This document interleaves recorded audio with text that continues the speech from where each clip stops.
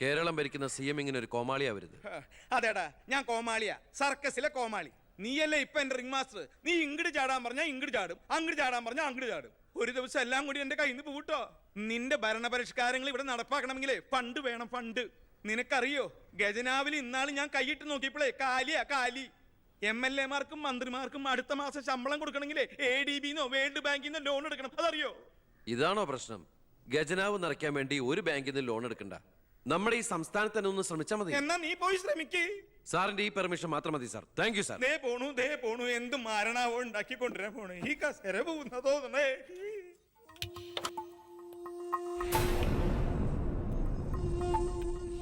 15 വർഷങ്ങൾക്ക് മുമ്പ് ഈ മന്ത്രി ദിവാകരന് ഇലക്ഷനിൽ മത്സരിക്കാൻ കെട്ടിവെക്കാനുള്ള പണം പോലും പാർട്ടിക്ക് സംഭാവന ചെയ്യുന്നു. പക്ഷെ ഇന്ന് അയാൾക്ക് കൊട്ടാര സദൃശമായ ബംഗ്ലാവുകളും മെട്രോ നഗരങ്ങളിലെ ഷോപ്പിംഗ് കോംപ്ലക്സുകളും അടക്കം കോടികളുടെ ആസ്തിയുണ്ട്. രാജൻ ജോസഫ് എന്ന പേരുള്ള ഒരാളുടെ പഞ്ചനക്ഷത്ര ഹോട്ടലുകളാണിതെല്ലാം, 9 എണ്ണം. ഇങ്ങനെ ഒരാൾ ഈ ഭൂമി മലയാളത്തിലില്ല എന്നുള്ളതാണ് സത്യം. ബിനാമി പേരിലും മറ്റ് അഡ്രസ്സുകളിലും നമ്മുടെ എക്സ് മിനിസ്റ്ററും മുൻ പാർട്ടി പ്രസിഡന്റും ഒക്കെ ആയിരുന്ന ഗോപാലകൃഷ്ണ പിള്ളയുടെ ഹോട്ടലുകളാണിതെല്ലാം.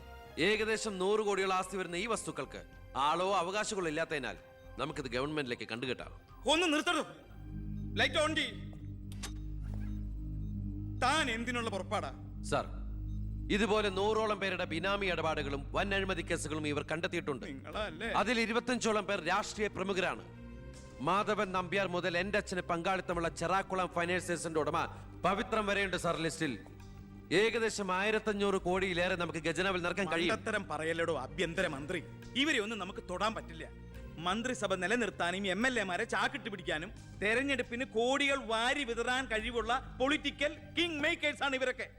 എന്തായാലും ഇവർക്കെതിരെ ആഞ്ഞടിക്കാൻ തന്നെയാണ് എന്റെ തീരുമാനം. ആഞ്ഞടിക്കാൻ നീ ആരാ? കൊടുങ്കാറ്റോ അതോ കത്രീനയാ? സാർ, ഞാൻ പറയുന്നത് എന്താന്ന് വെച്ചാല്, നീ എന്ത് പറഞ്ഞാലും അത് നടക്കില്ല.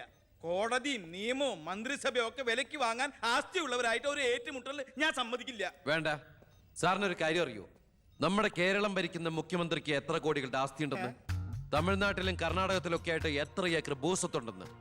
ഒരു ദരിദ്ര കുടുംബത്തിൽ ജനിച്ച് ഇപ്പൊ കോടീശ്വരനായി ജീവിക്കുന്ന ആ മുഖ്യന്റെ കഥ ഞാനൊന്ന് വിവരിക്കാം സാർ. Lights of. എന്ത് സാറിന് കാണണ്ടേ? നിർത്തടോ. കേരളം ഭരിക്കുന്ന ആ മുഖ്യമന്ത്രി ഞാനല്ലേ. ഞാനിപ്പോ എന്താ ചെയ്യണ്ടേ? അയ്യർ സാറേ, സാർ, അതുകൊണ്ട് കൊണ്ടുപോവാ. അടുത്ത മാരണം. വിദേശ നിക്ഷേപങ്ങൾ വ്യവസായവൽക്കരണത്തിന് എങ്ങനെ പ്രയോജനപ്പെടുത്താമെന്ന് എന്റെ ചർച്ചയ്ക്കായി മലയാളി സംഘടനകളുടെ പ്രത്യക്ഷണം സ്വീകരിച്ച് സാറും സാറിന്റെ PAയും അമേരിക്കയിലേക്ക് പറക്കുന്നു. നിങ്ങൾക്ക് 2 പേർക്കുള്ള വിസയും ടിക്കറ്റും.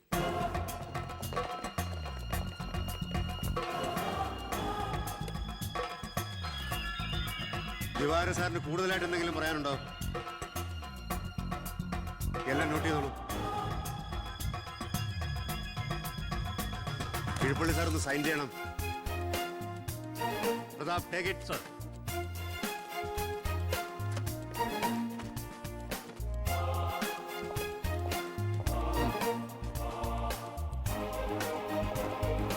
ഒരാളും പുറത്തു പോകരുത്.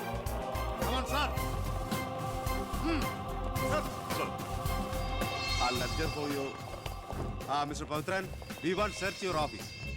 എന്താ? ഇതാ search warrant. Take a lock. ആ ലോക്കറിന്റെ കീ എടുക്ക്. ലോക്കർ തുറക്ക്.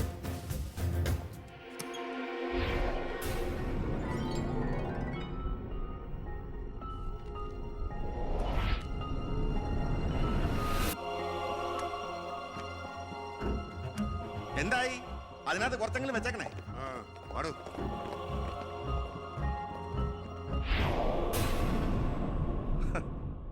ഞാൻ ഒരു കാര്യം പറഞ്ഞേക്കാം. എന്തൊക്കെയായാലും ആഭ്യന്തരം രാജിവെക്കണം.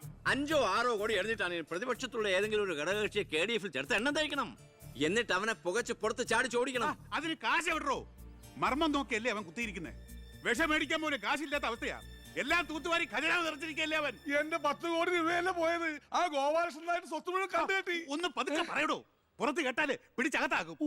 കള്ളപ്പണമാ. അവനെ അങ്ങ് തട്ടിക്കളഞ്ഞാ പോരെ. അതിന് പറ്റിയ വാടക ഗുണ്ടകൾ പോലും ഇന്ന് കേരളത്തിലില്ല. എല്ലാത്തിനും പിടിച്ച് അകത്താക്കില്ലേ. ഇനി ഇപ്പൊ ആരെങ്കിലും പുറത്തുനിന്ന് ഇറക്കിയാൽ തന്നെ അവരെയും പിടിച്ച് അവന്റെ പോലീസ് വെടിവെച്ചു കൊല്ലും. ആ വഴിയൊന്നും അത്ര എളുപ്പമല്ല. അവന്റെ ചിഹ്നത്തിന്റെ സ്വഭാവ സിംഹത്തിന്റെ. കാട്ടിൽ ആനയുണ്ട്, പുലിയുണ്ട്, കഴുതുണ്ട്. പക്ഷെ ആരാ കാട്ടിലെ CM സിംഹം. അവൻ ആനയുടെ മഷിഷ്കം വരെ കേരടിക്കും. ഓ, അതൊന്നും നെറ്റിന്ന് മലയാളത്തിൽ പറഞ്ഞാൽ പോരോ. അയ്യ, അതൊക്കെ വിദ്യാഭ്യാസം ഇല്ലാത്ത ആൾക്കാർ പറഞ്ഞതാണ്. വിദ്യാഭ്യാസമുള്ളവർ പറയും മഷിഷ്കം. അമേരിക്കയിലേക്ക് ലൈൻ പോണു. സിഎമ്മിന്റെ മൊബൈൽ റിംഗ് ചെയ്യുന്നുണ്ട്. ഹലോ ഹലോ ഹലോ കട്ടായി. എന്റെ മൊബൈലിൽ നിന്ന് വിളിക്കാം. ഞാൻ ഇന്നലെ കൂടി വിളിച്ചല്ലേ ഉള്ളൂ. ദേ പൊറ്റക്കുഴിയാണ്. ഹലോ, നിങ്ങൾ ക്യൂബിലാണ്? ഇല്ല, സത്യമായിട്ടില്ല. നിങ്ങൾ ക്യൂബിലാണ്. ദയവായി ഒരാഴ്ച കഴിഞ്ഞ് വിളിക്കുക.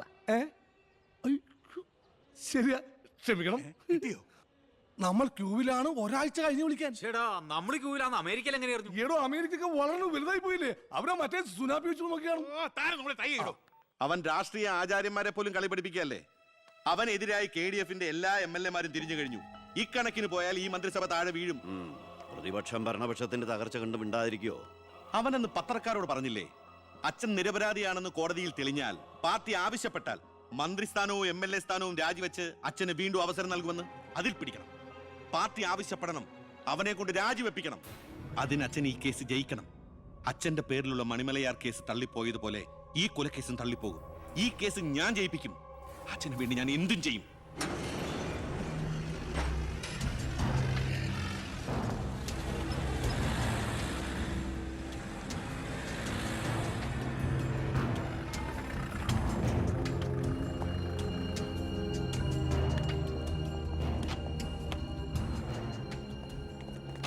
സാർ, ഇന്ന് രാവിലെയാണ് സംഭവം നടന്നത്.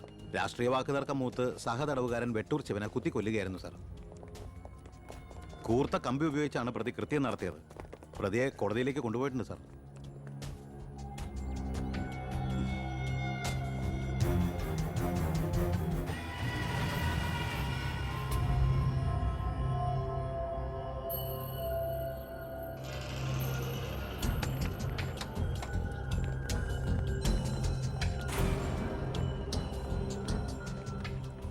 ഒന്നുകിൽ ദൈവം അച്ഛനെ കേസിൽ നിന്ന് രക്ഷിച്ചു, അല്ലെങ്കിൽ അച്ഛൻ സമർത്ഥമായി സ്വയം രക്ഷപ്പെട്ടു. പ്രസാദ് വധക്കേസിൽ ഒന്നാം പ്രതി കൊല്ലപ്പെട്ട സാഹചര്യത്തിലും രണ്ടാം പ്രതിക്ക് ഒന്നാം പ്രതിയുമായുള്ള ബന്ധം സംശയാതീതമായി കോടതിക്ക് മുമ്പാകെ തെളിയിക്കാൻ പ്രോസിക്യൂഷന് കഴിയാത്തതിനാലും രണ്ടാം പ്രതി ബാലഗംഗാധര മേനോനെ കോടതി നിരുപാധികം വിട്ടയക്കുന്നു. കോടതിയാണ് ബഹളം വെക്കരുത്, ബഹളം വെക്കരുത്.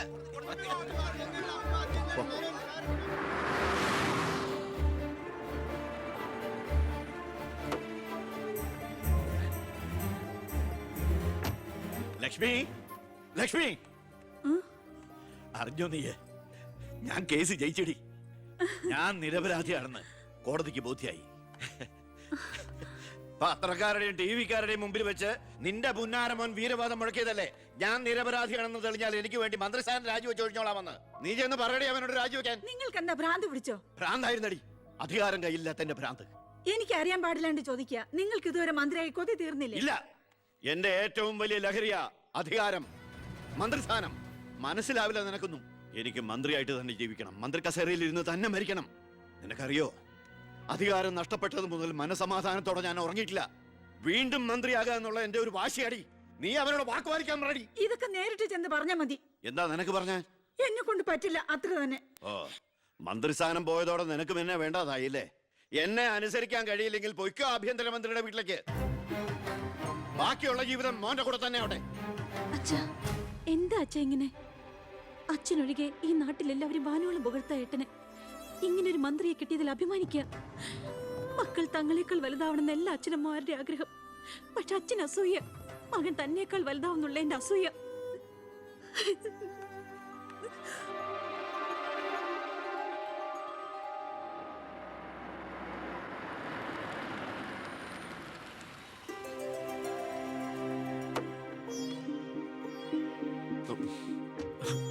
അമ്മേ, ശാരി, ഇത് ആരാ വന്നിരിക്കുന്നത് നോക്കിയേ. വാമേ, അമ്മേ, നീ പോയൊരു ചായ ഉണ്ടാക്കി കൊണ്ടുവാ. നിന്റെ കൈപ്പുണ്യം അമ്മ അറിയട്ടെ. വാമേ, അമ്മയ്ക്ക് ഇങ്ങോട്ട് വരാൻ അച്ഛൻ പെർമിഷൻ തന്ന നിലയ്ക്ക് അമ്മയുടെ ഈ വരവിന് എന്തോ ഒരു ലക്ഷ്യമുണ്ടല്ലോ. എന്താ എന്താ അമ്മയുടെ മുഖത്തിനൊരു വാട്ടം? ഇത് സന്തോഷിക്കേണ്ട സമയമല്ലേ? അച്ഛനാണെങ്കിൽ കേസെല്ലാം ജയിച്ചു, മകനാണെങ്കിൽ ഹോം മിനിസ്റ്റർ. ഞാൻ മാറി താമസിക്കുന്നു എന്നതൊഴിച്ചാൽ വേറൊരു പ്രശ്നവും ഞാൻ അമ്മയെ കാണുന്നില്ല. പറയമ്മേ, എന്താ പ്രശ്നം? എന്തിനാടാ നിനക്ക് ഈ മന്ത്രിസ്ഥാനം?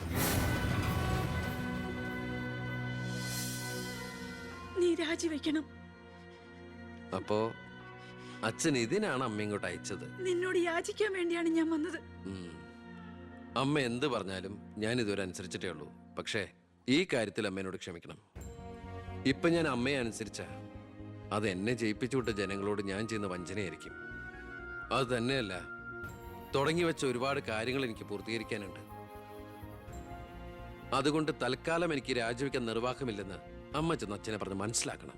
കുടുംബ ബന്ധങ്ങൾ മറന്ന് നീ മന്ത്രിയായിട്ടിരുന്ന നാട് നന്നാക്ക്. അച്ഛനും അമ്മയും നിനക്ക് വേണ്ടല്ലോ. അമ്മേ, ഞാൻ പറയുന്നത് നീ എന്നോട് മിണ്ടണ്ട.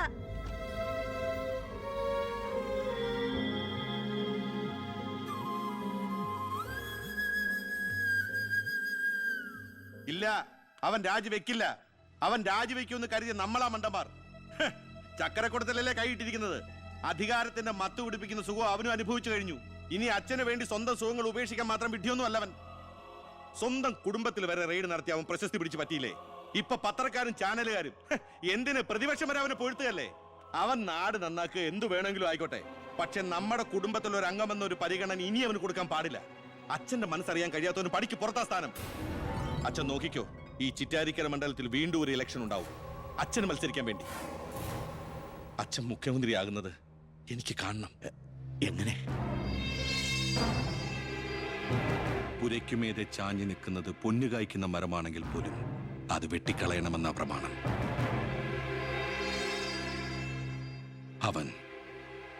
അവൻ ഇല്ലാതാകണം.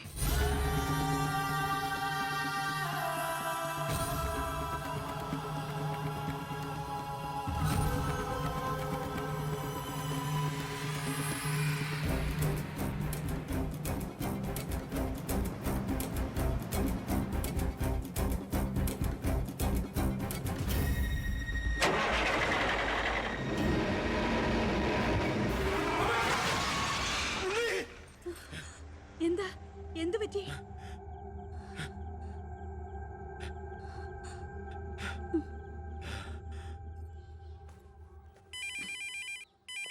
ഞാൻ എടുത്തോളാം. ഹലോ.